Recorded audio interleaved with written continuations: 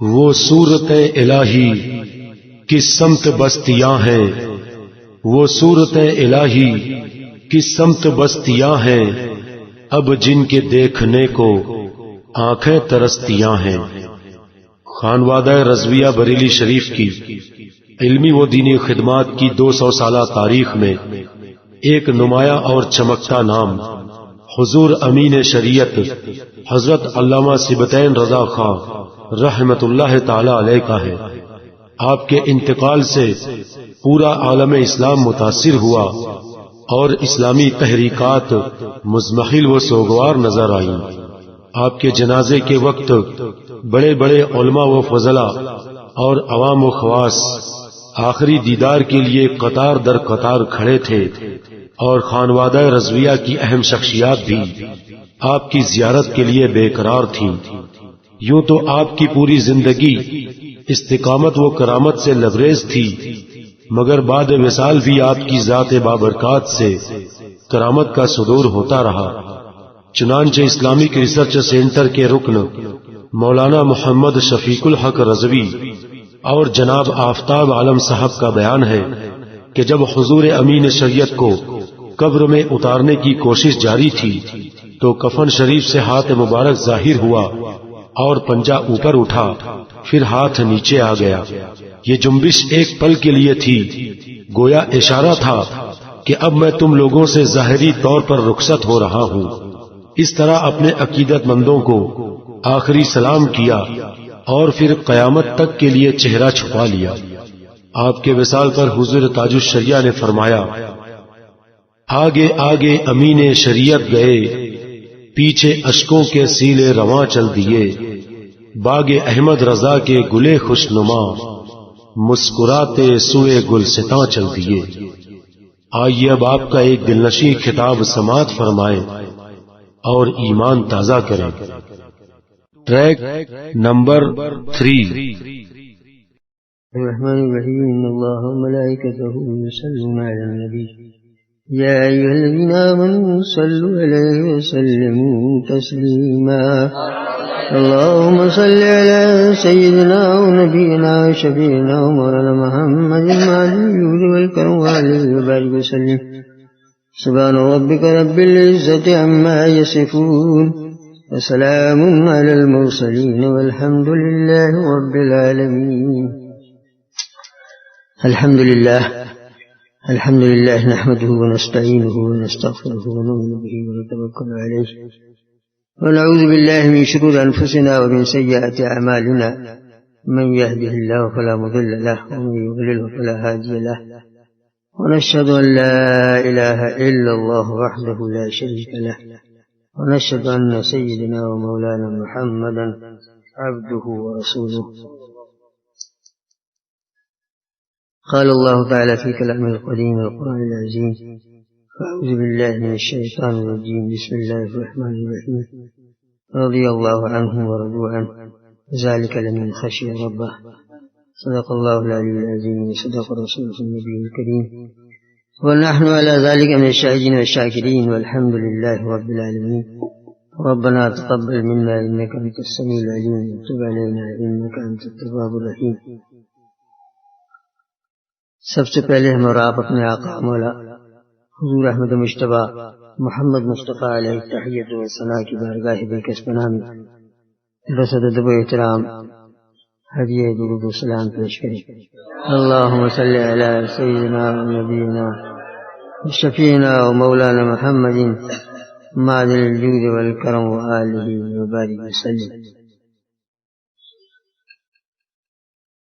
تقریر شروع کرنے سے پہلے اپنی عادت کے مطابق اپنے جد امجد امام حسن اعلیٰ حضرت فاضل بریلوی رضی اللہ تعالیٰ عنہ کی ایک نعت کی چند اشعار پیش کرتا ہوں۔ زمین و زمان تمہارے لیے، مکین و مکان تمہارے لیے، یا رسول اللہ زمین و زمان تمہارے لیے، مکین و مکان تمہارے لیے، چنین و چنا تمہارے لیے، چنینو چنا تمہارے لیے بنے دو جہاں تمہارے لیے چنینو چنا تمہارے لیے بنے دو جہاں تمہارے لیے دہن میں زبان تمہارے لیے بدن میں ہے جان تمہارے لیے یا رسول اللہ دہن میں زبان تمہارے لیے بدن میں ہے جان تمہارے لیے ہم آئے یہاں تمہارے لیے ہم آئے یہاں تمہارے لیے اٹھے بھی وہاں تمہارے لیے ہم آئے یہاں تمہارے لیے اٹھے بھی وہاں تمہارے لیے رسالت کل امامت کل سیادت کل عمارت کل رسالت کل امامت کل سیادت کل عمارت کل حکومت کل ولایت کل خدا کے یہاں تمہارے لیے حکومت کل ولایت کل خدا کے یہاں تمہارے لیے یہ شمس و قمر یہ شام و سحر یہ برگ و ثمر یہ باغ و شجر یہ تیغ و سپر یہ تیغ و سپر یہ تاج و کمر یہ حکم رواں تمہارے لیے یہ تیغ و سپر یہ تاج و کمر یہ حکم رواں تمہارے لیے ششنی کے صبا وہ چلے کہ باغ پھلے وہ پھول کھلے کہ دن بھلے صبا وہ چلے کہ باغ پھلے وہ پھول کھلے کہ دن بھلے لوا کے تلے سلامی کھلے رضا کی زبان تمہارے لیے لوا کے تلے سلامی کھلے رضا کی زبان تمہارے لیے زمین و زمان تمہارے لیے مکین و مکان تمہارے لیے دوسری پڑھی اللہم صلی علی سیدنا و نبینا و شفینا و مولانا محمد معدل الجود والکرم و آلہ وسلم. وہ ہے محبوب حق کونین میں ہے احترام کا وہ ہے محبوب حق کونین میں ہے احترام ان کا یہاں بھی فیض عام ان کا وہاں بھی فیض عام ان کا نماز ان کی درود ان کا دعا ان کی سلام ان کا نماز ان کی درود ان کا دعا ان کی سلام ان کا وہ دیوانے جو ہر سانس میں لیتے ہیں نام ان کا. درود شریف پڑھی اللہم صلی علی سیدنا و نبینا و شفینا و مولانا محمد معدل الجود والکرم و آلہ بارک وسلم. غوث اعظم بمنی بے سر و ساما مدد قبلہ دی مدد کعبہ امام مدد اسیروں کی مشکل کشا غوث اعظم فقیروں کے حاجت روا غوث اعظم نکالا ہے پہلے تو ڈوبے ہوئوں کو اور اب ڈوبتوں کو بچا غوث اعظم. حضرات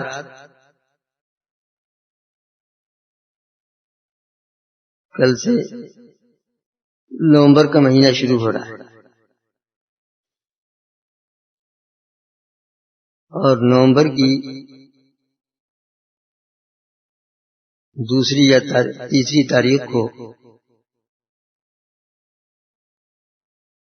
میری عمر کے فضل تبارک تعالیٰ 65 سال پورے ہو جائیں گے.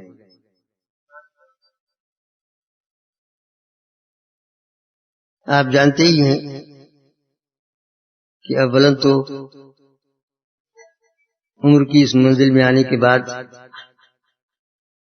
زندگی کا اتنا طویل سفر طے کرتے ہوئے آدمی کتنا تھک جاتا ہے اور اپنے میں تھکن محسوس کرتا ہے اور اس کے ساتھ ہی ساتھ پھر یہ ٹرینوں کا سفر روز بروز کبھی بس میں چل رہا کبھی جیپ سے کبھی کار سے اس سے اور زیادہ تھکا دیا، اور اس وقت انتہائی تھکے ہوئے دل و دماغ کے ساتھ میں آپ کے سامنے حاضر ہوں۔ ہر چند میں نے اپنے احباب سے چاہا کہ آج کوئی پروگرام کینسل کر دیا جائے، کسی دوسرے مقرر کو دعوت دے دی جائے، لیکن یہ لوگ نہیں مانے اور مجھے یہاں تک کھینچی تو لائے۔ بہرحال جن کا ذکر خیر ہے انہی کی توجہات عالیات اگر ہو جائیں تو شاید کچھ دیر میں بول سکوں، ورنہ جو میری حالت ہے اس کو میں ہی سمجھ رہا ہوں۔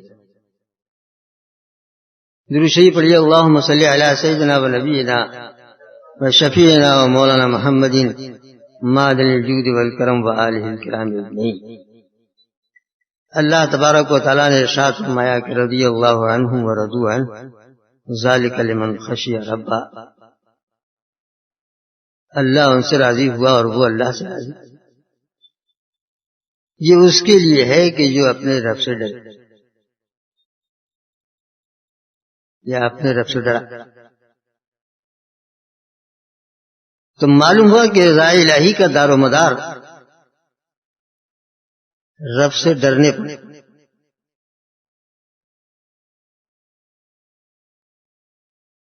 کہ آدمی جب صحیح معنی میں رب تبارک و تعالیٰ سے ڈرتا ہے اور اس کا کہ دل و دماغ پر خدا کا خوف طاری رہتا ہے، اس کے جسم کی بوٹی بوٹی اور رونگٹا رونگٹا خوف الہی سے تھرتھراتا اور کانپتا ہے، تو اس کا لازمی نتیجہ یہ ہوتا ہے کہ وہ تو خدا سے ڈر رہا ہوتا ہے اور ساری دنیا اس سے ڈر رہی ہے۔ جب تم اپنے میں اور اگلے مسلمانوں میں فرق و مابہل امتیاز تلاش کرو گے تو اس نتیجے پر پہنچو گے، اور صرف اس نتیجے پر پہنچو گے کہ اگلے مسلمان صرف خدا سے ڈرتے تھے تو ساری دنیا ان سے ڈرتی تھی، اور ہم تم صرف خدا سے نہیں ڈرتے، لہذا ساری خدائی سے ڈرنا پڑتا ہے۔ بظاہر ان الفاظ میں صرف الفاظ کا لوٹ پلٹ ہے، لیکن مسلمانوں کی تقدیر نے اسی لوٹ پلٹ سے پلٹا کھایا۔ اب پھر تم پلٹا کھاؤ اور اپنے اندر خوف الہی پیدا کرو تو تمہاری تقدیر بدل سکتی ہے، تقدیر پلٹ سکتی ہے۔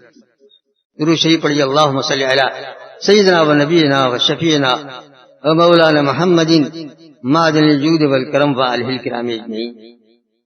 اس میں شک نہیں کہ خوف خدا ایک ایسی عظیم نعمت ہے، ایسی عظیم نعمت ہے یہاں جس دل میں خدا کا خوف پیدا ہو جاتا ہے تو وہ ساری کائنات کے خوف سے بے نیاز ہو جاتا ہے۔ آپ اپنے اسلاف کی زندگیوں کو دیکھیے، اپنے بزرگوں کو دیکھیے کہ وہ کس طرح خدا سے ڈرتے تھے اور خوف کھاتے تھے، اور کس طرح دنیا ان سے ڈرتی تھی۔ آپ نے حضرت سیدنا عمر ابن خطاب رضی اللہ تعالیٰ عنہ کا نام نامی سنا ہوگا۔ ایک طرف تو ان کی بہادری کا یہ عالم ہے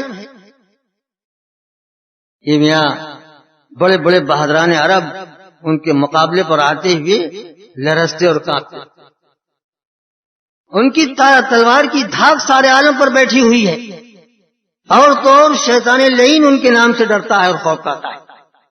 لیکن سبحان اللہ سبحان اللہ، اتنا بڑا خدا سے، اتنا بڑا بہادر کہ دنیا اس سے خوف کھا رہی ہے، لیکن یہ اللہ کا بندہ اللہ سے کیسے ڈرتا ہے، اللہ سے کیسے خوف کھاتا ہے کہ میں اگر قرآن کی ایک آیت کہیں راہ چلتے کسی سے سن لی ہے تو خوف الہی اس قدر طاری ہو گیا، اس قدر طاری ہو گیا کہ اگر سواری پر بیٹھے ہوئے ہیں تو نیچے تشریف لے آئے، بیٹھے ہوئے ہیں تو لیٹ گئے، اور اسی حالت میں لوگ آپ کے پاس دوڑے چلے آ رہے ہیں اور آپ کی مزاج پرسی کر رہے ہیں، آپ کو گھر لے جایا گیا ہے اور کئی روز تک اس کا اثر طبیعت پر آپ کے باقی رہا اور طبیعت میں انقباض رہا۔ دیکھیے خوف خدا جن دلوں میں ہوتا ہے ان کا یہ حال ہوا کرتا ہے۔ میں ایک قرآن پاک کی آیت سن لینے سے حضرت عمر ابن خطاب رضی اللہ تعالیٰ عنہ جیسا بہادر، اس کا دل موم کی طرح نرم ہو جاتا ہے خوف الہی کی وجہ سے۔ لیکن آج مسلمانوں کی بدبختی ہے کہ ایک نہیں 10 آیتیں قرآن پاک کی آپ کو سنائی جائیں اور خوف خدا یاد دلایا جائے تو کسی دل میں خوف خدا کی لہر اٹھنے والی الا ماشاء اللہ۔ مولا تبارک و تعالی ہمیں اور آپ کو اپنے سے ڈرنا سکھا دے اور ہمارے دلوں میں صحیح طور پر خدا کا خوف پیدا ہوتا ہے۔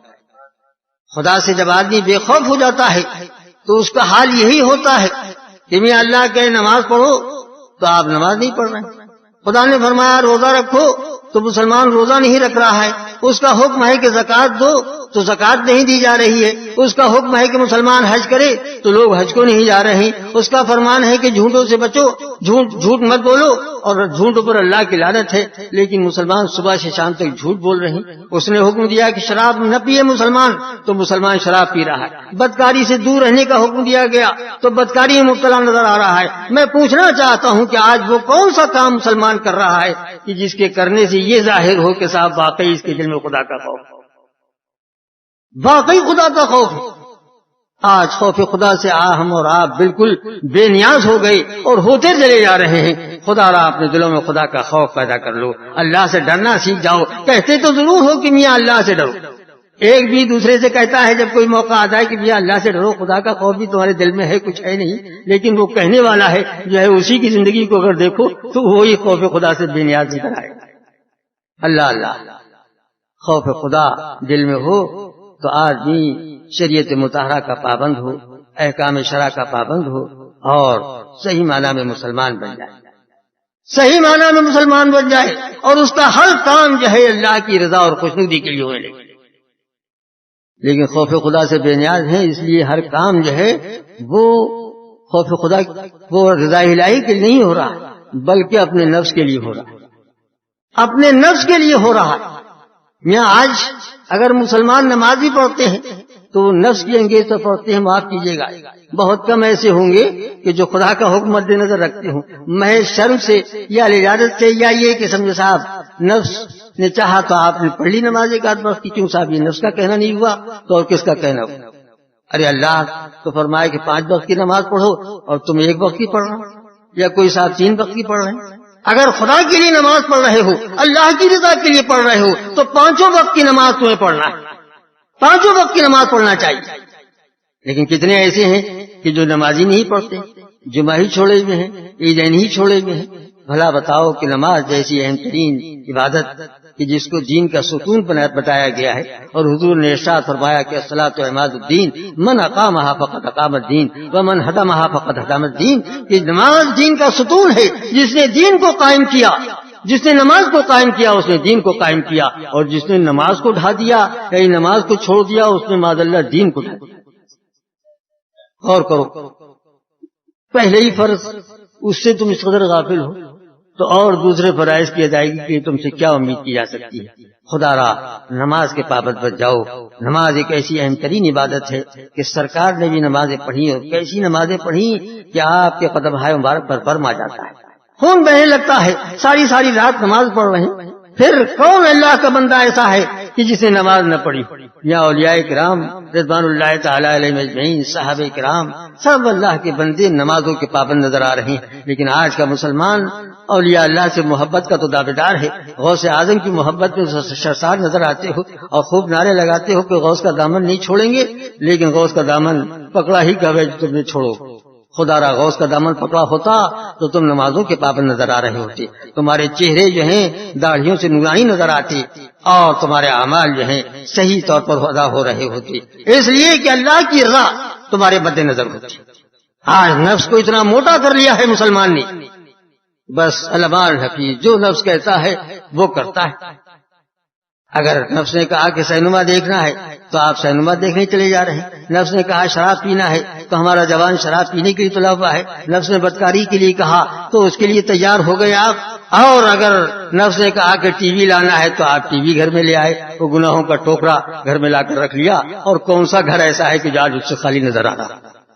جدھر جائیے جہاں جائیے صاحب وہ گناہ اور معصیت کا ٹوکرا. اور میں تو کہتا ہوں کہ اس زمانے کی بدترین لعنت، اس زمانے کی بدترین لعنت ہے کہ جس نے مسلمانوں کا اور تمام قوموں کے اخلاق و کردار کو بگاڑ کر رکھ دیا ہے. اور بالخصوص مسلمان تو اس میں اس قدر رندے بھی ہیں کہ علمان الحفیظ مولا تبارک و تعالی ہمیں اور آپ کو اس لعنت سے محفوظ رکھے اور پہلی فرصت میں اس لعنت کو دور کرنے کی توفیق عطا فرمائے. درود شریف پڑھیے. اللہم صلی علی سیدنا و نبینا و شفینا مولانا محمدین مادر الجود والکرم و آلہ الکرام اجمعین. اور یہ سب کیوں ہو رہا ہے؟ نفس کی انگیز پر ہو رہا ہے. خوف خدا سے بے نیاز، خوف خدا سے بے نیاز ہیں. ذرا سوچو کہ کائنات کی ہر چیز تو اللہ سے ڈرتی ہے، کائنات کی ہر چیز اللہ سے ڈرتی ہے. یہاں جانور اللہ سے ڈرتے ہیں، چرند و پرند اللہ سے ڈر رہے ہیں، یہاں تک کہ پتھر اللہ سے ڈرتا ہے، پتھر اللہ سے خوف کھاتا ہے. ایک اللہ کے نبی کہیں تشریف لیے جا رہے تھے اور جاتے ہوئے انہوں نے دیکھا کہ ایک پتھر میں سے کچھ پانی جیسا کچھ ریس رہا ہے، جیسے وہ رو رہا ہو. تو اس اللہ کے نبی نے اس پتھر کو مخاطب کیا اور فرمایا کہ پتھر تو کیوں رو رہا ہے؟ اس نے کہا کہ میں نے جب سے یہ سنا ہے کہ جہنم کا ایندھن انسان اور پتھر ہوں گے، اس وقت سے مجھے رونا آ گیا، میں رو رہا ہوں. اس نبی برحق کو اس پتھر کی حالت پر رحم آیا اور خدا کی بارگاہ میں دعا کی کہ اے رب کریم تو اس پتھر کو جہنم سے نجات دے دے. اللہ کے نبی تھے، ان کی دعا خدا کی بارگاہ میں قبول ہو گئی اور فرما دیا گیا کہ آپ اس پتھر کو خوشخبری سنا دیجئے کہ تجھے خاص طور سے جہنم سے آزاد کر دیا گیا. اس نبی نے اس کو خوشخبری سنا دی اور خوشخبری سنانے کے بعد تشریف لے گئے آگے. اور کچھ دن کے بعد جب پھر واپس ہوئے تو دیکھا کہ وہ پتھر اسی طرح رو رہا، اسی طرح رو رہا ہے. جب دیکھا کہ وہ پتھر اسی طرح رو رہا ہے تو پھر آپ نے پتھر کو مخاطب کیا اور فرمایا کہ آپ کیوں رو رہا ہے، اب کیوں رو رہا ہے؟ اس نے کتنا پیارا جواب دیا ہے جو ہمارے اور تمہارے لیے ایک بہترین سبق ہے، ایک عبرت ہے. وہ پتھر جواب میں کہتا ہے کہ اے اللہ کے نبی اس وقت اگر میں رو رہا تھا تو خوف الہی سے رو رہا تھا اور اب رو رہا ہوں تو شکر الہی میں رو رہا ہوں. آج کا مسلمان نہ خوف الہی سے روتا ہے اور نہ شکر الہی میں اسے رونا آتا ہے. خدا را رونا سیکھ جاؤ، اس لیے کہ رونا جو ہے بہت بڑی نعمت ہے. سچے دل سے توبہ کرو اور اپنی آنکھوں سے باہر آنسو بہاؤ تو وہ چند قطرے جو گریں گے آنسو کے ندامت کے وہ اتنے عظیم ہیں، اتنے عظیم ہیں کہ اللہ کے نزدیک ان قطروں سے زیادہ کوئی قطرہ پیارا نہیں ہے، ان قطروں سے زیادہ پیارا کوئی قطرہ نہیں ہے. اور میاں یہ دنیا کا پانی اگر کھیتیوں کو سیراب کرتا ہے تو مسلمان بندے مومن کی آنکھوں سے نکلا ہوا پانی جو ہے وہ دل کی کھیتی کو سیراب کرتا ہے. خدا کی قسم اگر سچے دل سے صاحب تم رو اور تمہاری آنکھوں سے آنسو ٹپک جائیں ندامت کے تو تمہارے دل کی کھیتیاں جو ہے سرسبز و شاداب ہو جائیں گی.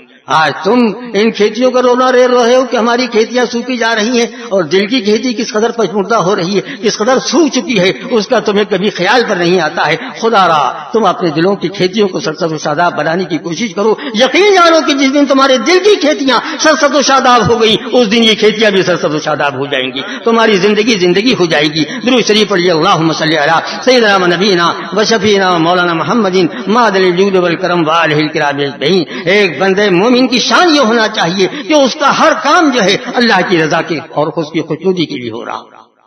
ان صلاتی و نسکی و محیایا و مماتی للہ رب العالمین. بے شک میری نماز، میری قربانیاں، میری زندگی اور موت سب اللہ کے لیے، سب اللہ کے لیے. حدیث پاک میں فرمایا گیا کہ الحب للہ والبغض فی اللہ. مسلمان اگر کسی سے دوستی بھی کرتا ہے تو اللہ کے لیے کرتا ہے اور بغض و عداوت بھی کرتا ہے تو اللہ کے لیے کرتا ہے. ایک مسلمان کی شان تو یہ ہونا چاہیے. ایک حدیث میں حضور نے ارشاد فرمایا کہ من حب للہ وعات للہ من حب للہ وعبد للہ وعات للہ ومنع للہ فقد استقبل الایمان.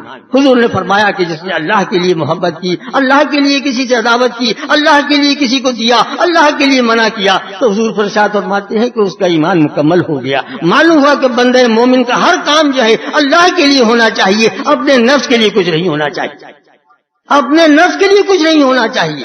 اور جب یہ کیفیت پیدا ہو جاتی ہے، یہ کیفیت پیدا ہو جاتی ہے کہ اس کی اپنی مرضیات کو، اپنی رضا کو اللہ تبارک و تعالیٰ کی مرضی میں آدمی محو کر دیتا ہے تو پھر وہی زندگی جو ہے اطمینان اور سکون کی زندگی ہوتی ہے۔ آج ہمارے پاس دولت بھی ہے، سب کچھ ہے، آزادی حاصل ہے۔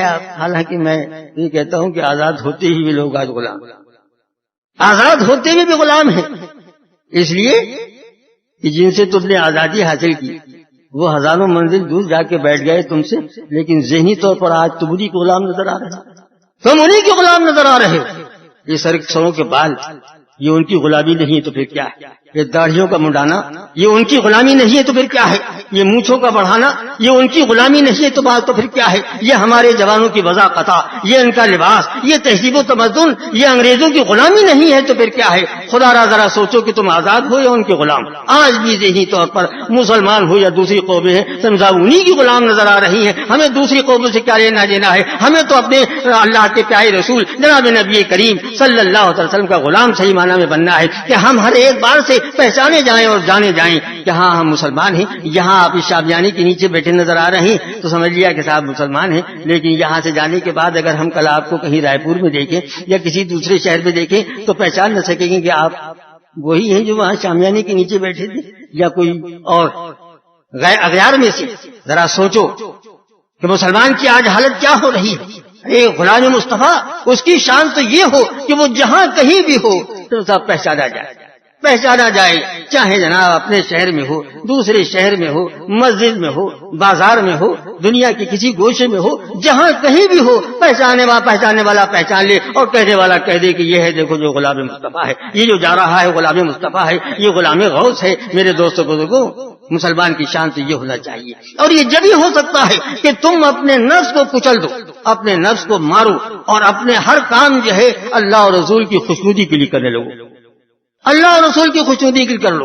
لیکن رونا تو وہی ہے کہ آج مسلمانوں کا حال یہ ہو گیا ہے کہ اللہ اور رسول کی خوشنودی پیش نظر نہیں، نفس کی خوشنودی، اپنے بیوی بچوں کی خوشنودی، اپنے دوست احباب کی خوشنودی اس میں لگے ہوئے ہیں، اور جن کی خوشنودی درکار ہے، جن کی خوشنودی دنیا میں بھی کام آنے والی ہے اور آخرت میں بھی کام آنے والی ہے، ان کی خوشنودی سے غافل نظر آ رہے ہیں۔ اور وہ ہے اللہ اور رسول کی خوشنودی، اس کے مقرب بندوں کی خوشنودی۔ خدا را تم اپنے ہر کام کو اللہ اور اس کے رسول کی رضا کے لیے کرو۔ دیکھو شادی بیاہ کا موقع ہوتا ہے تو یہ خالص دینی کام، حضور نے فرمایا کہ نکاح من سنتی فمن رغب عن سنتی فلیس منی، نکاح میری سنت ہے، جس نے اس سے اعراض کیا وہ مجھ سے نہیں۔ کیوں صاحب؟ تو معلوم ہوا کہ خالص دینی کام ہے، لیکن مسلمان اس میں بھی جناب پچرے لگاتا ہے، اور اس خالص دینی کام کو اس نے اپنے نفس کے لیے اور خالص دنیا کا کام سمجھ لیا، خالص دنیا کا کام سمجھ لیا ہے۔ اہل ثروت اہل دولت نہ جانے کس قدر فضول خرچی کرتے ہیں، ہزار روپیہ باجو تاشوں میں آتش بازی چھوڑی جا رہی ہے تو کچھ نہیں تو ریکارڈنگ ہی ہو رہا ہے، اور آج کل تو ایک اور لالچ چلی ہے کہ وہ کیسٹ تیار ہو رہا ہے۔ کیا ہے صاحب؟ یادگار ہے۔ ارے لوگ ذرا سوچو کہ کئی روز کی یادگار، یہ دنیا فنا ہونے والی ہے، ہر چیز فنا ہونے والی ہے، یہ یادگار ہے؟ ارے یہ یادگار نہیں ہے، یہ یادگار تمہیں لے ڈوبے گی۔ خدا را وہ یادگار قائم کرو جو اگلے مسلمانوں نے یادگاریں قائم کی، اگلے مسلمان جو یادگار قائم کر گئے، نمازیں پڑھ کے، روزے رکھ کے، حج کر کے، زکات دے کر، اور اللہ اور رسول کی مرضیات میں اپنی مرضی کو محو کر کے انہوں نے جو یادگار قائم کی ہے، یہی وجہ ہے کہ دنیا ان کی یادگار منا رہی ہے۔ اور آج مسلمان آج مر جائے تو کل کوئی نام لیوا نہیں ہوتا۔ کیوں؟ اس لیے کہ اس نے ہر کام کو اپنے لیے، دنیا کے لیے، اپنے نفس کے لیے کر لیا ہے، اور یہ سمجھتا ہے کہ دنیا سے جانا ہی نہیں ہے، ہمیشہ یہیں رہنا ہے۔ لیکن آج ہوتا کیا ہے؟ شادی بیاہ جو خالص دینی کام تھا، یا شادی ہوتی ہے تو خوب باجے تاشے ہوتے ہیں، اور صاحب پھر اس کے ساتھ ساتھ اللہ کس قدر فواحش کا دروازہ کھل چکا ہے کہ خدا کی پناہ۔ دوسری قوموں کی دیکھا دیکھی جناب جوان تو جوان بوڑھے ناچ رہے ہوتے، مرد تو مرد، عورتیں ناچتی نظر آ رہی ہیں ساتھ۔ المان ذرا سوچو اور غور کرو، یہ سب کس قدر برے کام اور معاصی اور صاحب اور اس میں مسلمان مضافہ نظر آ رہا ہے۔ تو یہ خدا کی رضا اور خوشنودی ہو رہی، اور پھر کوئی مصیبت آتی ہے تو بھائی کہتے ہیں ارے ہم سے کون سا ایسا گناہ ہو گیا تھا، کون سا ایسا بڑا گناہ ہم سے ہو گیا کہ صاحب کی اتنی بڑی مصیبت ٹوٹ پڑی. لیکن کبھی نہیں سوچا کہ ہم 5 وقت میں سے 1 وقت کی نماز نہیں پڑھتے، یہ گناہ نہیں تو اور کیا. صبح سے لے کر شام تک جھوٹ بولتے ہیں، یہ گناہ نہیں تو اور کیا. داڑیاں منڈا رہے ہیں، یہ گناہ و معصیت کا کام نہیں تو پھر کیا ہے. پے کرے استقامت و کرامت پیر طریقت حضور امین شریعت حضرت علامہ سبطین رضا خان رحمت اللہ تعالی علیہ نے اپنی ساری زندگی دین و سنیت کی خدمت کے لیے وقف کر دی اور لوگوں کو خرافات اور برائی سے بچا کر بھلائی کی طرف بلاتے رہے. اس مشن میں مخالفین آپ کے ساتھ ظلم و ستم کا برتاؤ کرتے رہے، لیکن آپ مسلک اعلی حضرت کی ترویج و اشاعت اور شریعت مطہرہ کی حفاظت کا فریضہ انجام دیتے رہے. اسی وجہ سے دنیا آپ کو امین شریعت کے نام سے جانتی ہے. آپ نے چھتیس گڑھ کے علاوہ ملک کے اور بھی کئی صوبوں اور شہروں میں لاکھوں مسلمانوں کے ایمان و عقیدے کی حفاظت کر کے ملت اسلامیہ پر احسان عظیم فرمایا. آپ خود مسلک اعلی حضرت پر مضبوطی کے ساتھ قائم رہے اور لوگوں کو اس پر چلنے کی تلقین فرماتے رہے. آپ نے مسلمانوں کو پیغام دیا کہ ایمان کی حفاظت ہر فرض سے اہم فرض ہے.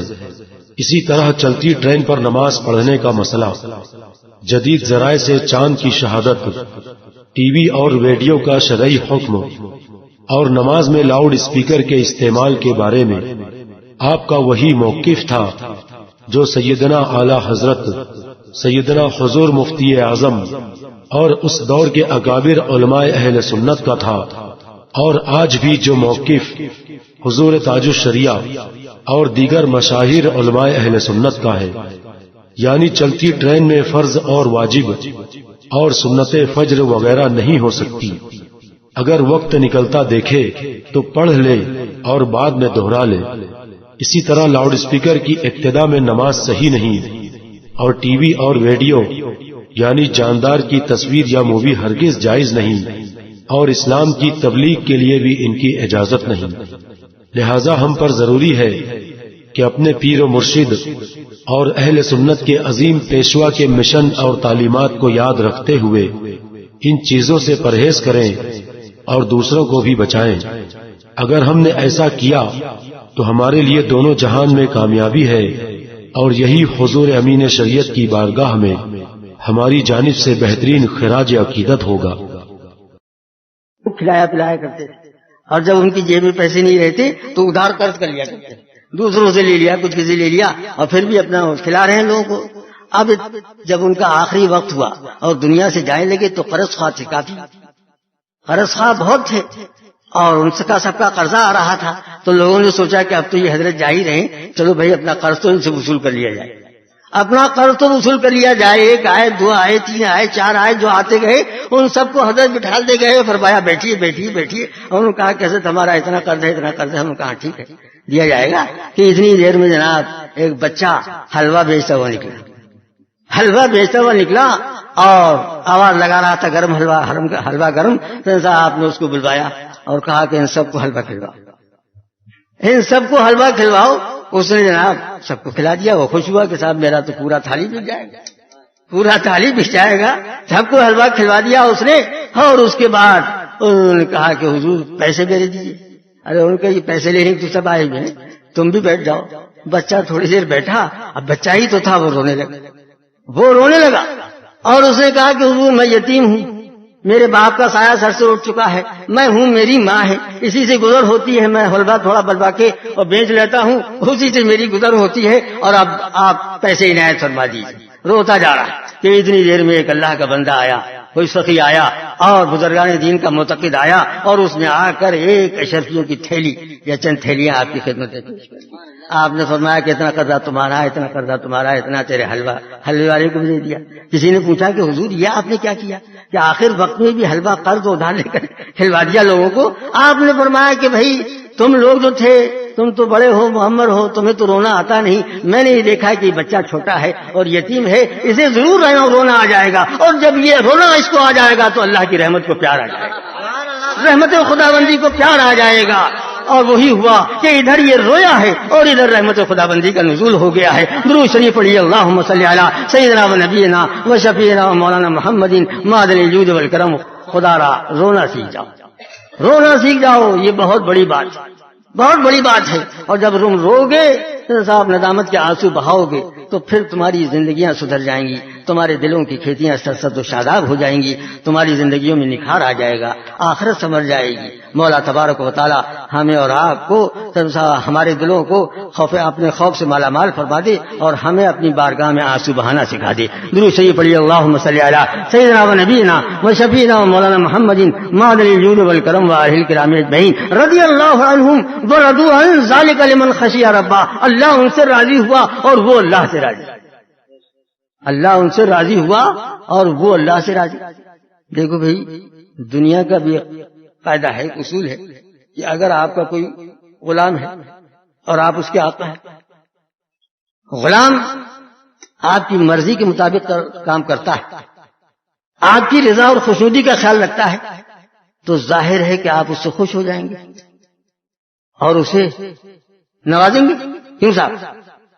ارے آپ سلطان محمود غزنوی کا ایک غلام تھا نا, جس کا نام ایاز تھا. کتنا مزاج شناس تھا اور کتنا جناب اپنے آقا کا وہ بہی خواہ اور ان سے پیار و محبت کرنے والا, کہ ایک مرتبہ ایک خربوزہ تو آپ جانتے ہی نا, ایک نیا پھل کوئی لے کے آیا اور اس نے بادشاہ کی خدمت میں پیش کیا. ایاز بھی بیٹھی ہوئی تھی. ایاز بادشاہ نے اس کو تراشا, کاٹا خربوزے کو, اور کاٹنے کے بعد ایک قاش جو کاٹی پہلی وہ ایاز کو دے دی کہ لو تم کھاؤ, تم کھاؤ. اس نے وہ کھائی اور دوسری قاش خود بادشاہ نے کھائی. جب بادشاہ نے خربوزہ کھایا تو اس نے محسوس کیا کہ انتہائی کڑوا اور بدمزہ ہے, بہت بدمزہ ہے. تو اس نے ایاز سے کہا کہ اے ایاز, یہ کیا ہوا کہ تم اتنا کڑوا خربوزہ کھا گئے اور تم نے کوئی شکایت نہ کی کہ اتنا خراب خربوزہ ہے, کڑوا ہے. تو کتنی پیاری بات اس نے کہی. اس نے کہا کہ حضور, انہی ہاتھوں سے تو میں بہت سی اچھی اچھی چیزیں بھی کھاتا ہوں, میٹھی میٹھی چیزیں بھی کھاتا ہوں, نعمتیں کھاتا ہوں. اگر ایک مرتبہ ایک کڑوا خربوزہ میں نے کھا لیا ہے کاش, تو میں اس کی شکایت کیا کرتا. سبق لیجیے کہ آج اللہ کی بے شمار نعمتیں ہمارے اوپر, اور اتنی نعمتیں کہ ہم ان کو شمار نہیں کر سکتے, کہ وہ خود فرماتا ہے کہ من تعد نعمت اللہ لا تحصوها. اگر تم اللہ کی نعمتوں کو شمار کرنا چاہو گے تو شمار نہیں کر سکتے. لیکن اگر کبھی کوئی تھوڑی سی مصیبت آ جائے, پریشانی آ جائے, یا یوں کہو کہ اللہ کی طرف سے آزمائش ہو, تو بس آدمی جو ہے شکوے شکایت زبان پر لے آتا ہے اور طرح طرح کی باتیں کرنے لگتا ہے, یہاں تک کہ معاذ اللہ بعض لوگ کفریات تک برتنے لگتے ہیں. اللہ تبارک و تعالیٰ مسلمانوں کو عقل سلیم عطا فرمائے. تو دیکھو, میں ایاز جو تھا اتنا مزاج شناس تھا, ایسا مزاج شناس تھا صاحب. چنانچہ اس کا نتیجہ کیا ہوا کہ سلطان نے اس کو ایک بڑا عہدہ عنایت کر دیا اور خزانوں کی کنجیاں بیت المال کی اس کو دی. اللہ اللہ, سلطان محمود ایاز خدا شناس بھی تھا اور اپنے آقا کا یعنی سلطان کا وہ بھی خواہ بھی تھا. چنانچہ بیت المال کی کنجیاں اسے دے دی گئی اور اب وہ بیت المال اس کے قبضے میں, روزانہ بیت المال جاتا ہے. لوگوں نے دیکھا کہ یہ غلام اور چند روز کا آیا ہوا, اس کو تو اتنا بڑا اور عہدہ اور مرتبہ بادشاہ نے دے دیا, اور ہم برسوں سے رہ رہے ہیں, ہمیں کوئی آج تک کوئی منصب عطا نہیں کیا گیا. تو صاحب تو جانتے ہو حسد تو بہت بری بلا ہے. ان کے دلوں میں حسد پیدا ہو گیا اور وہ اس توہ میں لگے رہے کہ کسی طرح سے صاحب اس کو اس عہدے سے اتروایا جائے. اب یہی بات مل گئی کہ سلطان ایاز جو ہے روزانہ بیت المال میں جاتا ہے اور ہو نہ ہو یہ کچھ خربود کر رہا ہے, ادھر ادھر کر رہا ہے مال کو, اسی لیے تو روزانہ جاتا ہے. چنانچہ بادشاہ کے پاس شکایت پہنچ جائے گی. بادشاہ نے کہا کہ بھئی ٹھیک ہے, اگر تمہارا یہی خیال ہے تو اب جب وہ جائے بیت المال میں تو فوراً مجھے خبر کرو. دوسرے ہی دن یا تیسرے دن صاحب دوڑے ہوئے آئے اور انہوں نے کہا صاحب دیکھیے ایاز جو ہے بیت المال میں گیا ہے, اندر سے دروازہ بند ہے, وہ بہت دیر سے گیا ہوا ہے. چنانچہ صاحب وہ گیا, بادشاہ خود گیا اور اس نے ان سب کو بھی لے گیا اور لے جا کر دروازہ کھٹکھٹایا. کچھ دیر دروازہ کھولنے میں لگی صاحب تو اس نے ڈانٹا غلام کو, ایاز کو, تو اس نے کہا کہ میں کھولتا ہوں. دروازہ کھولا صاحب تو آپ سب لوگ گھسے, ادھر ادھر دیکھا, صاحب خزانہ جیسا تھا ویسا رکھا ہوا ہے, کہیں ایک پائی کی کوئی کمی نہیں. کہیں ایک پائی کی ایک کمی نہیں ہے، لیکن ساتھ ہی ایک پرانا صندوق بڑا سا رکھا ہوا ہے اور اس میں ایک بہت بڑا سا تالا پڑا ہوا ہے. لوگوں نے کہا کہ ہو نہ ہو اسی میں سب کچھ ہوگا، اسی میں سب کچھ ہوگا. بادشاہ نے کہا کہ آج اسے کھولو. اس نے کہا کہ حضور اس میں میری زندگی کا سب سے بڑا راز ہے، اس میں میری زندگی کا سب سے بڑا راز ہے، خدا را اسے نہ کھلوائیے. لیکن اس نے کہا کہ نہیں، کھولنا ہی ہوگا. مجبور ہو کر صاحب اسے کھولنا پڑ گیا. لیکن جب کھولا گیا تو کیا تھا اس کے اندر آپ جانتے ہو؟ اتنا بڑا صندوق، اتنا بڑا تالا، تو اس میں تو کافی مال و دولت ہونا چاہیے تھا. لیکن کچھ نہیں، صرف ایک لنگی تھی پرانی درانی، کرتا اس سے پیبند لگے ہوئے، وہ بھی بہت کثیف، اور ایک ایسی ٹوپی جس کی چندیائی غائب. بادشاہ نے پوچھا کہ یہ کیا معاملہ ہے؟ اس نے کہا کہ حضور بات یہ ہے کہ جب میں آپ کے دربار میں آیا تھا تو اس وقت یہی لباس زیب تن کیے ہوئے تھا، اور آپ چونکہ اللہ تبارک و تعالیٰ کا فضل و کرم شامل حال ہے اور آپ کی نظر عنایت ہے، اس لیے میں بہترین سے بہترین لباس بھی پہنتا ہوں. لیکن میں روزانہ آ کر تھوڑی دیر کے لیے اس لباس کو ضرور پہن لیتا ہوں تاکہ اپنی اصلی حالت کو نہ بھول جاؤں، تاکہ اپنی اصلی حالت کو نہ بھول جاؤں. دیکھو خدا شناس بھی ہے صاحب اور مردم شناس بھی ہے. میرے دوست بزرگوں، آج ضرورت ہے اس بات کی کہ ہم اور آپ اللہ کی رضا اور طلب میں لگ جائیں اور ہمارا ہر کام جو ہے اللہ کی رضا اور خوشنودی کے لیے ہو. جب ایک بادشاہ جو ہے اپنے غلام کو نواز سکتا ہے اور اتنا بڑا منصب عطا کر سکتا ہے کہ خزانوں کا کیا کنجیاں اس کو سونپ دیتا ہے، تو بھلا بتائیے کہ وہ تو حکم الحاکمین ہے، بادشاہوں کا بادشاہ ہے. وہ صاحب اپنے بندوں کو کہ جو اس کی رضا اور خوشنودی کے لیے کام کر رہے ہوں گے نہ جانے کتنے کتنے بڑے مراتب عطا فرماتا ہے. درود شریف پڑھیے، اللہم صلی علی سیدنا و نبینا و شفیعنا مولانا محمد مادر الجود والکرم وعلیہ الکرام اجمعین. اور یہ تو ایک صاحب غلام کی بات تھی. اب بات آ گئی ہے تو بتاتا چلوں کہ ایک لونڈی بھی تھی. آپ جانتے ہو کس کی لونڈی تھی؟ خلیفہ ہارون رشید. بڑا خدا ترس اور بزرگوں کا چاہنے والا خلیفہ ہارون رشید. اور اس کی یہاں لونڈیاں بہت سی تھیں، لیکن ایک لونڈی کو یہ خصوصیت حاصل تھی کہ وہ اس کے دربار میں تخت شاہی پر بیٹھی رہتی تھی اور سچے موتیوں کا ہار اس کے گلے میں پڑا رہتا تھا. سچے موتیوں کا ہار اس کے گلے میں پڑا رہتا تھا. کالی کلوٹی، نہ کوئی شکل نہ صورت صاحب، لیکن یہ کہ بادشاہ کی نور نظر اور اس کے گلے میں ہار پڑا ہوا. کیوں تھی نور نظر؟ اس لیے کہ وہ بادشاہ کے مزاج شناس تھی، اور بادشاہ سے اسے قلبی تعلق تھا. اب اس منظر کو دیکھ کر صاحب تمام دوسری مملکتوں میں یہ خبر گشت کر گئی کہ خلیفہ ہارون رشید ایک لونڈی کو اس قدر چاہتا ہے، گویا اس پر عاشق ہو گیا ہے اور اس کو اپنے پاس بٹھائے رہتا ہے. بدنامی ہونے لگی. ایک موقع پر جب تمام مملکتوں کے دوسرے بادشاہتوں کے بادشاہ اور وزراء بیٹھے ہوئے تھے، یا اس نے خود دعوت دی، تم صاحب اور سب آئے، ایک تاریخ میں جمع ہوئے، تو اس نے جناب جتنے غلام لونڈی تھے ان سب کو بلایا اور ایک ایک پیالہ موتیوں کا، سچے موتیوں کا جو دربار میں تھے اس کے پاس خزانے میں، وہ سب کو دے دیا گیا. اور ان سے کہا کہ جس سے کہا کہ اس کو توڑ دو تو اسے پٹک دیا. اسے پیالے کو نہیں توڑا. لیکن جب خالصہ سے کہا گیا کہ تو اس پیالے کو توڑ دے تو اس نے وہ سچے موتیوں کا پیالہ جو تھا اسے پٹک دیا، وہ ٹوٹ گیا.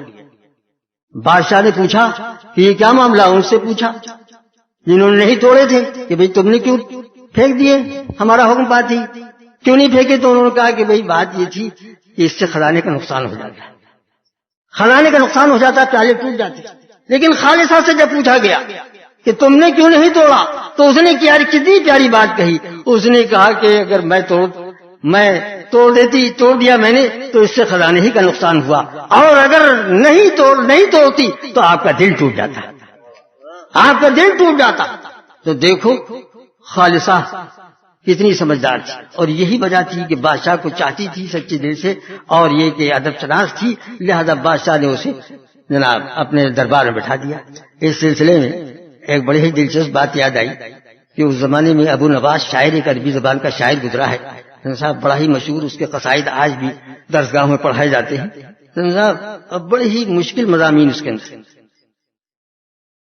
کہ وہ اپنے زمانے کا مشہور شاعر تھا، اور شاعروں کا دستور ہمیشہ یہ رہا ہے کہ بالکل پھکڑ رہتے، کوئی کام دام تو کرتے نہیں ہیں. صاحب نوابوں کے درباروں میں گئے، کچھ قصیدہ سنا دیا، کچھ تعریف میں کچھ کہہ دیا، اور وہاں سے جو انعام پایا اسی پر گزر اوقات ہوتی. ابو نواز شاعر کا بھی یہی حال تھا.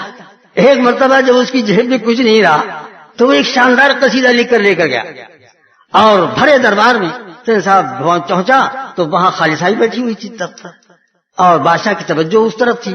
اس نے قصیدہ سنانا شروع کیا لیکن جناب ایک مرتبہ بھی اس نے نہ کوئی داد دی اور نہ کسی طرح کی تعریف کی اور نہ انعام دیا. وہ اٹھ کر چل دیا.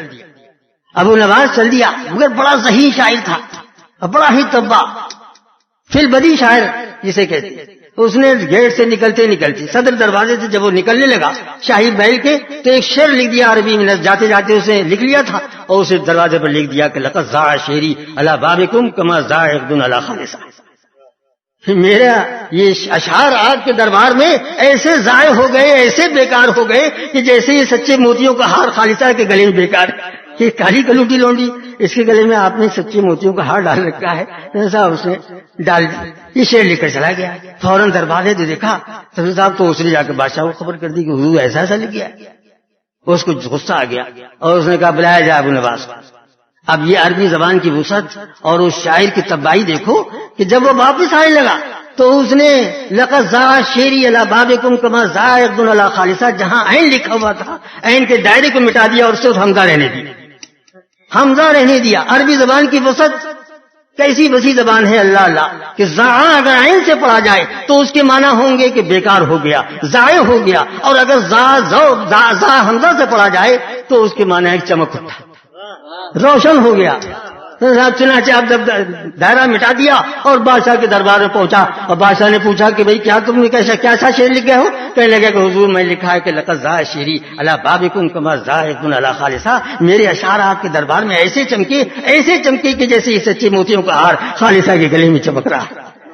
بس آپ بادشاہ خوش ہو گیا اور بھرپور انعام دے دیا. بات کہاں سے کہاں پہنچ گئی. میں کہنا یہ چاہ رہا تھا کہ دیکھو اللہ کے نیک بندے جو ہوتے ہیں ان کا ہر کام رضا الہی کے لیے ہوتا ہے. اور جب دنیا کے بادشاہوں کا حال یہ ہے کہ ان کی رضا اور خوشنودی کا خیال اگر غلام اور لونڈی رکھتے ہیں صاحب تو وہ ان کو نواز دیتے ہیں, بڑا بڑا منصب عطا کر دیتے ہیں. تو رب تبارک و تعالیٰ جو حاکم الحاکمین ہے, بادشاہوں کا بادشاہ ہے, جب اس کے دربار میں اس کی رضا اور خوشنودی کا خیال رکھا جائے گا تو پھر کیوں نہ سمجھ صاحب وہ نوازے گا, وہ کیوں نوازے گا. یہ تمام اولیاء کرام رضوان اللہ تعالی علیہم اجمعین صاحب جن کا آپ سنتے ہیں صحابہ کرام, دیکھو 1,24,000 صحابہ کرام تقریباً سب کے سب اللہ کے بندے, تابعین تبع تابعین ائمہ کرام اولیاء علماء صلحاء سب کے سب اللہ کے ولی. بھلا بتاؤ تو ولیوں کو کوئی ٹھکانا ہے؟ اور کیوں نہ ہو, اس لیے کہ یہ سرکار کی امت کے ولی, سرکار کی امت کے ولی ہیں. اور سرکار کو تو ہر چیز میں کثرت عطا فرمائی گئی نا. انا اعطیناک کوثر ہے پیارے محبوب, ہم نے آپ کو کوثر عطا فرمایا. اس کا ایک مطلب یہ بھی بیان کیا جاتا ہے کہ آپ کو ہر چیز میں کثرت عطا فرمائی گئی. نبوت ہو, رسالت ہو, شفاعت ہو, کرامت ہو, عزت ہو, سب صاحب رحمت ہو اور اولاد ہو, اسی طرح سب صاحب امت ہو, اولیاء امت صاحب سب میں کثرت ہی کثرت ہے. اتنے ولی اللہ کے اتنے ولی کہ ان کا کوئی شماری نہیں, کوئی شماری نہیں ہے. اب یہ ہے کہ فرق مراتب تو ہوتا ہے. جب انبیاء کرام علیہ الصلوۃ والتسلیم میں فرق مراتب ہے تو اولیاء کرام میں کیوں نہ ہوگا. تو یہ سب کے سب اللہ کے ولی جو ہوتے ہیں صاحب ان کا تو بیش یہی حال ہوتا ہے کہ ان کے سارے کام جو ہیں اللہ کی رضا اور خوشنودی کے لیے ہوا کرتے ہیں. وہ کوئی کام اپنے نفس کے لیے نہیں کرتے ہیں, اپنے طبیعت کے لیے نہیں کرتے ہیں. جیسا کہ ابھی آپ نے مولانا کی زبانی ایک واقعہ سنا کہ میاں کھیر پکی, ایک بزرگ نے پکوائی جو دریا کے اس کنارے ہیں اور دوسرے ادھر ہیں. انہوں نے کہا کہ کھیر پہنچا دو. خادم نے کہا کہ حضور میں کیسے دریا کو عبور کروں گا؟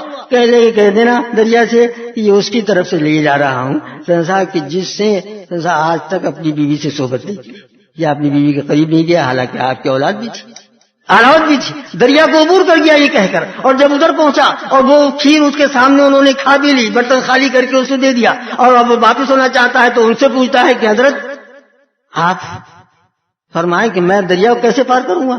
انہوں نے کہا کہ دریا سے جاؤ, کہہ دینا کہ اس کے حکم سے ہمیں راستہ دو کہ جس نے آج تک کچھ کھایا ہی یا اللہ ادھر یہ خبر ملی ہے، ادھر یہ کہا جا رہا ہے، ادھر یہ کہا جا رہا ہے، ادھر ان کے اولاد بھی ہے، ادھر مشاہدہ ہوا کہ انہوں نے کھیر بھی کھا لی ہے، لیکن جب وہ واپس آتا ہے اور پہلے بزرگ کے پاس پہنچتا ہے تو ان سے انتہائی حیرت و استعجاب کے عالم میں دریافت تو کر لیتا ہے کہ سرکار یہ کیا معاملہ ہے؟ تو انہوں نے یہی تو فرمایا کہ میاں بیوقوف، ہمارا ہر کام جو ہوتا ہے اللہ کی رضا اور خوشنودی کے لیے ہوتا ہے، ہم شادی بیاہ بھی کرتے ہیں تو اللہ کی رضا اور خوشنودی کے لیے کرتے ہیں، اپنی عورت کے پاس جاتے بھی ہیں تو اللہ کی رضا اور خوشنودی کے لیے جاتے ہیں، کھاتے پیتے ہیں تو اللہ کی رضا اور خوشنودی کے لیے کھاتے ہیں۔ یقیناً ان کا یہی حال ہوتا ہے کہ ان کا اٹھنا بیٹھنا چلنا پھرنا کھانا پینا سب رضا الہی کے لیے ہوتا ہے۔ وہ کھاتے ہیں تو نفس کے لیے نہیں کھاتے ہیں، وہ پیتے ہیں تو نفس کے لیے نہیں پیتے ہیں، وہ اگر کچھ پہنتے ہیں تو اپنے نفس کے لیے نہیں پہنتے ہیں، ان کا ہر کام جو ہے اللہ کی رضا اور خوشنودی کے لیے ہوتا ہے۔ اور جب اللہ کی رضا اور خوشنودی کے لیے ہوتا ہے تو نہ پوچھیے کہ پھر رب تبارک و تعالیٰ ان کو کیسا نوازتا ہے۔ پیران پیر دستگیر سیدنا غوث اعظم رضی اللہ تعالیٰ عنہ صرف اللہ کے ولی ہی نہیں بلکہ ولیوں کے ولی ہیں، قطبوں کے قطب ہیں، آپ شیخ المشائخ ہیں، اور آپ کا عالم یہ ہے کہ آپ تو یہ فرماتے ہیں کہ میاں انسانوں کے بھی شیخ ہوتے ہیں اور جنوں کی بھی شیخ ہوتے ہیں، وانا شیخ الکل، اور میں سب کا شیخ سب کا شیخ ہوں۔ تو اللہ بتائیے جب سب کے شیخ ہیں تو ان کا کیا عالم ہوگا؟ ان کا کیا عالم ہوگا؟ ارے ان کا عالم تو یہ ہے کہ میں اس کی رضا کے لیے کھائی نہیں رہے، کتنی دن تک نہیں کھایا۔ صاحب قرآن پاک کی تلاوت کر رہے ہیں، رات میں کھڑے ہوئے تو ایک ہی پیر پر کھڑے ہو گئے، ساری رات میں قرآن پاک کی تلاوت ہو رہی ہے، نماز پڑھ رہے ہیں تو 40 سال تک عشاء کے وضو سے فجر کی نماز ادا ہو رہی ہے۔ یہ سب کاہے کے لیے تھا؟ یہ رضا الہی کے لیے تھا۔ اور تو اور لباس پہنتے تھے تو وہ بھی اللہ کی رضا کے لیے، اللہ کی خوشنودی کے لیے۔ ذرا غور سنو کہ ایک وقت تو وہ تھا غوث اعظم کا کہ ابتدائی دور تھا، پڑھنے کے لیے آپ تشریف لے گئے تو اس وقت انتہائی اسرت کا معاملہ تھا، کہ نہ لباس کی کوئی ٹھیک تھا نہ کھانے پینے کا کوئی ٹھیک تھا، لیکن اللہ علم دین کے حصول کا شوق تو دیکھو۔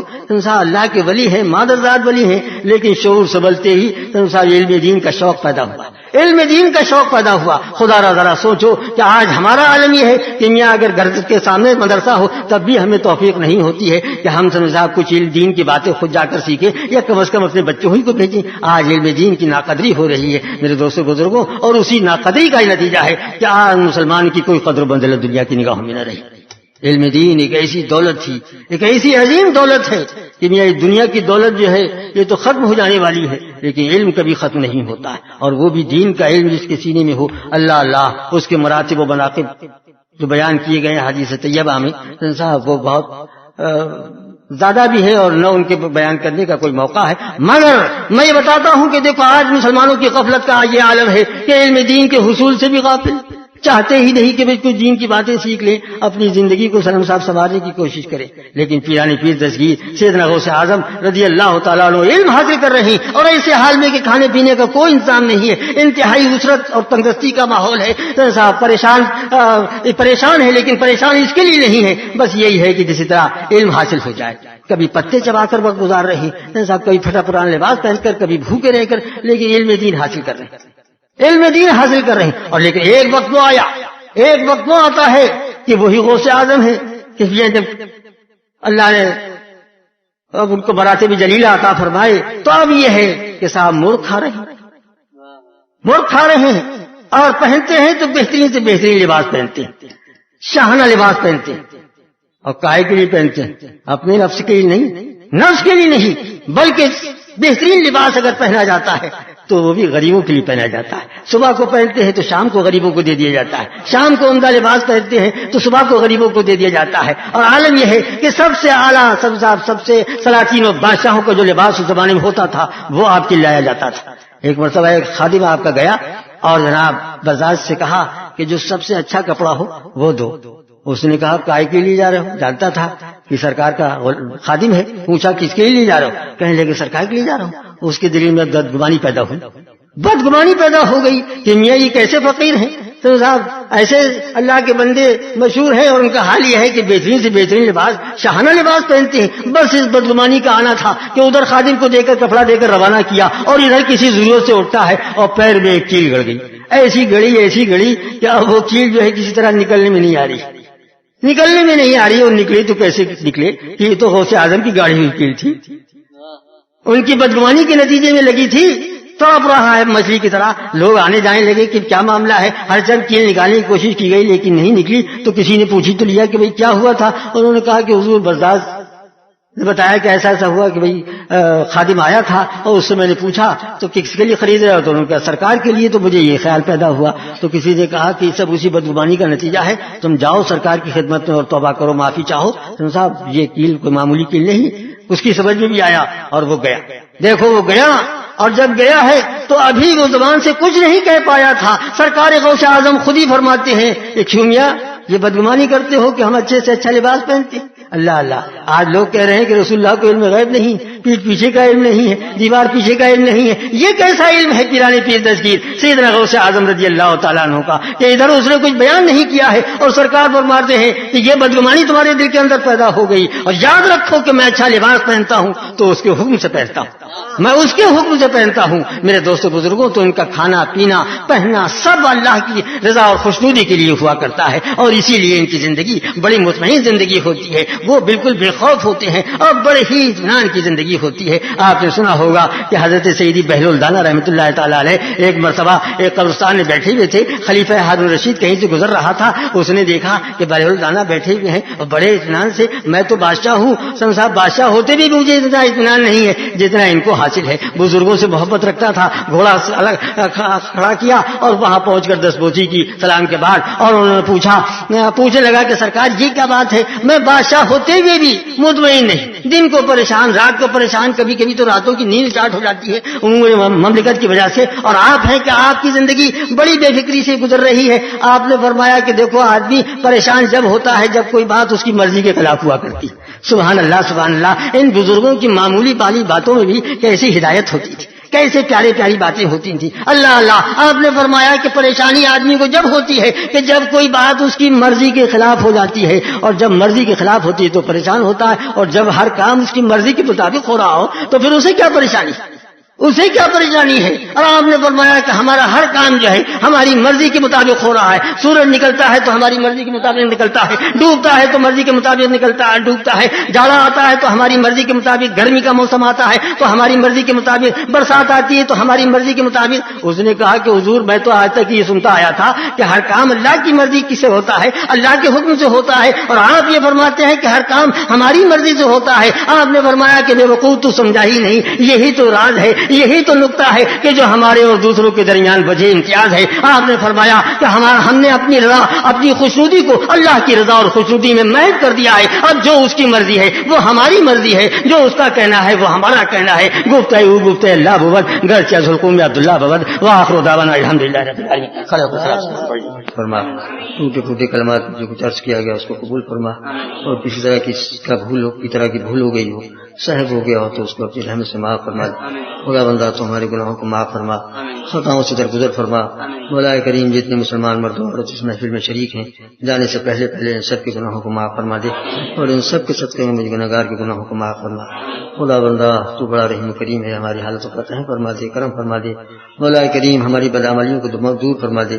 خدا بندہ ہمیں نیک اعمال کی توفیق عطا فرما, بھلائیوں کا خوگر بنا دے. خدا بندہ ہمیں ایک اور نیک بنا دے. مولا کریم ہماری مشکلات کو آسان فرما دے, دونوں جہان کی عافیت نصیب فرما, دین و دنیا میں سرخرو فرما. خدا بندہ ہمارے عمروں میں برکتیں عطا فرما, مال و اولاد میں برکتیں عطا فرما. خدا بندہ روزی روزگار میں برکتیں عطا فرما. خدا بندہ ہماری پریشان حالی کو دور فرما دے, غربت اور افلاس کو دور فرما دے. خدا بندہ ہمیں سچا پکا مسلمان بنا دے. مولا کریم ہمیں سچا پکا مسلمان بنا دے, ہم سب کی دلی آرزوؤں اور تمناؤں کو پورا فرما دے. ہماری حالتوں پر رحم فرما یا الہی, رحم فرما مصطفیٰ کے واسطے. یا رسول اللہ کرم کیجیے خدا کے واسطے, مشکلیں حل کر شہی مشکل کشا کے واسطے, کر بلائیں رد شہید کربلا کے واسطے. سایہ جملہ مشائخ یا خدا ہم پر رہے, رحم فرما علیہ رحمہ مصطفیٰ کے واسطے. اللهم ربنا تقبل منا انك انت السميع العليم وتب علينا انك انت التواب الرحيم. وصلى الله تعالى على خير خلقه ونور عرشه سيدنا ومولانا محمد وآله واصحابه وآل بيته وذرياته اجمعين برحمتك يا ارحم الراحمين. الفاتحة. سامعین کرام, آج کل واٹس ایپ پر ہزاروں دینی میسج بھیجے جا رہے ہیں جن میں کچھ صحیح اور کچھ غلط بھی ہوتے ہیں. اکثر میسج تحقیق کے بغیر فارورڈ کر دیے جاتے ہیں۔ اس طرح یہ فیصلہ مشکل ہو جاتا ہے کہ کس میسج پر اعتبار کیا جائے اور کس پر نہیں۔ ان حالات میں جماعت رضائے مصطفیٰ کی جانب سے انٹرنیشنل میسج گروپ شروع کیا گیا ہے، جس میں ہر سنی ممبر بن سکتا ہے۔ اس میں ہر ہفتہ صرف 2 یا 3 مستند اسلامی میسج بھیجے جاتے ہیں جو ایمان افروز بیانات اور اہم اعلانات پر مشتمل ہوتے ہیں، جن پر اعتبار کیا جا سکتا ہے اور ہر تقریر کو ڈاؤن لوڈ کیا جا سکتا ہے۔ آپ سے گزارش ہے کہ اس کے ممبر بنیں اور دوسروں کو بھی شامل کریں۔ اس کے لیے +91 8484 84 6786 اس نمبر کو جماعت رضائے مصطفیٰ کے نام سے سیو کریں اور جوائن لکھ کر واٹس ایپ کے ذریعے اسی نمبر پر بھیج دیں۔ آپ کو اسی وقت کوئی جواب نہیں آئے گا، مگر 1 یا 2 ہفتے بعد میسج شروع ہو جائیں گے۔ اگر میسج نہ ملے تو آپ دوبارہ جوائن لکھ کر بھیج سکتے ہیں، مگر اس نمبر کو اپنے فون سے کبھی ڈیلیٹ نہ کریں۔ اگر آپ کا واٹس ایپ والا نمبر بدل جائے تو نئے نمبر سے دوبارہ جوائن لکھ کر بھیج دیں۔ اسی طرح اگر آپ کا فون بدل جائے تو نئے فون میں جماعت رضائے مصطفیٰ کا نمبر ضرور سیو کریں، ورنہ میسج نہیں ملیں گے۔ نمبر دوبارہ سنیں، +91 8484 84 6 786